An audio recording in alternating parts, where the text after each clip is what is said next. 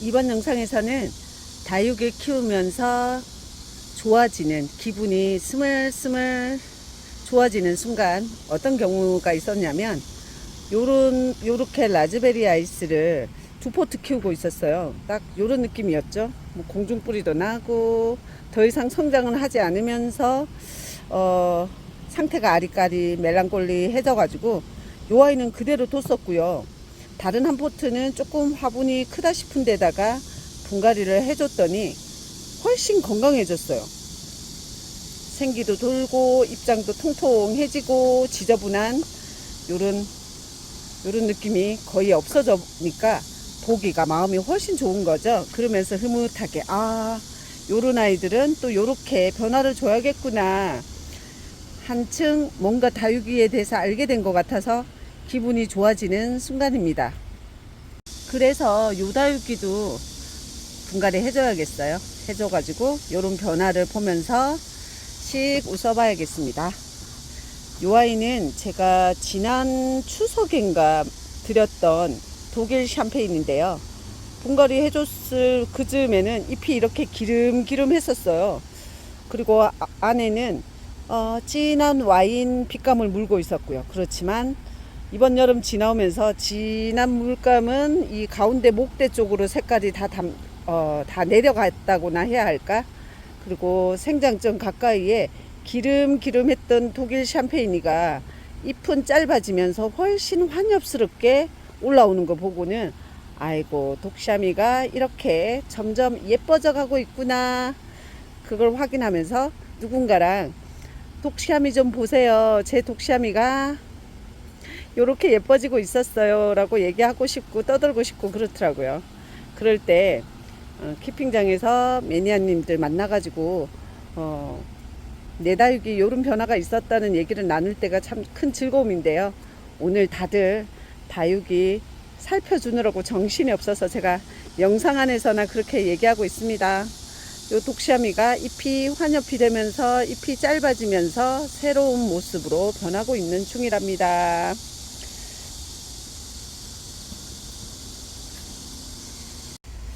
2~3주 전인가 요 괴마오기가요, 여기 허리쯤에서부터 얘가 완전히 90도로 꺾여 있는 거예요. 어딘가 아픈가 라는 걱정을 했죠. 그러면서 지지대, 나무 꼬챙이 2개 지지대를 세워주면서 저면하고 상면으로 물 주고 물 듬뿍 준 상태에서 일주일 후에 얘를 살펴보니까 괴마오기가 90도로 꺾였던 그 목대, 그 몸체는 이렇게 일자로 고추 세웠는데 나무 꼬챙이는 곰팡이가 그렇게 쓰려 있더라고요. 놀래가지고 얼른 나무 꼬챙이는 빼주었고요.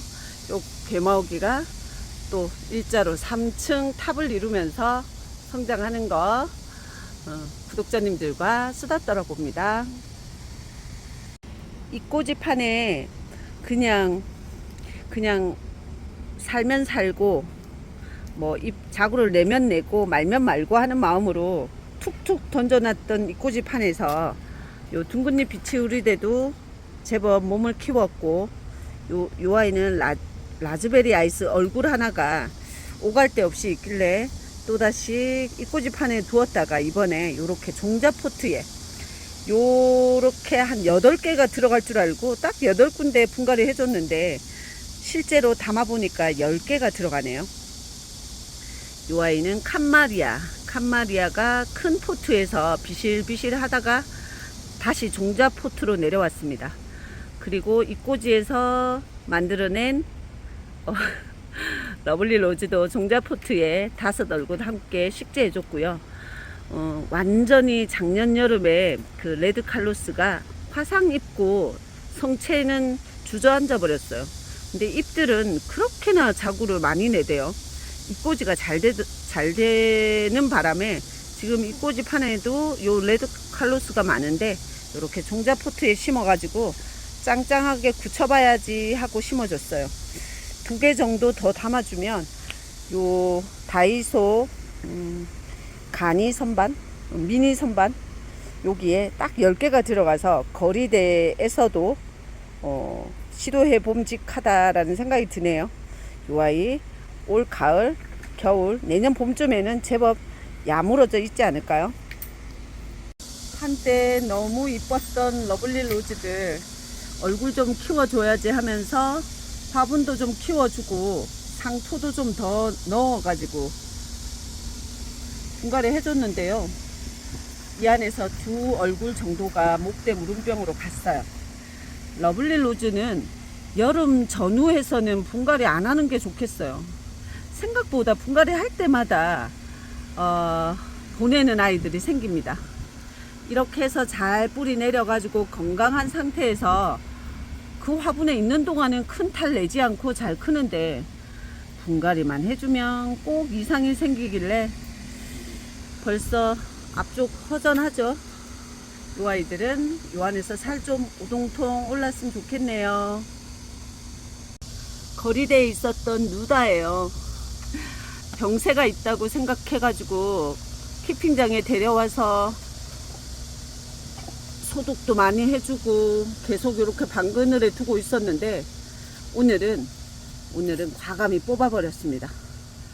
뽑아서 씻어내고 그리고 입장 사이에도 샤워 수존을 압력을 세게 해서 한참 동안 씻겨내 줬어요. 혹시 ip과 ip 사이에 깍지가 껴져 있을 수도 있고 해서 정확히 내가 누다의 요런 변화, 요런 병세들을 진단도 할 수 없고 대처도 할 수 없어서 그렇게 거리대에서 예쁘게 봤던 요 누다 잃기 전에 한번 뽑아서 말려서 새로 재식제를 해주면 어떨까 싶은데요.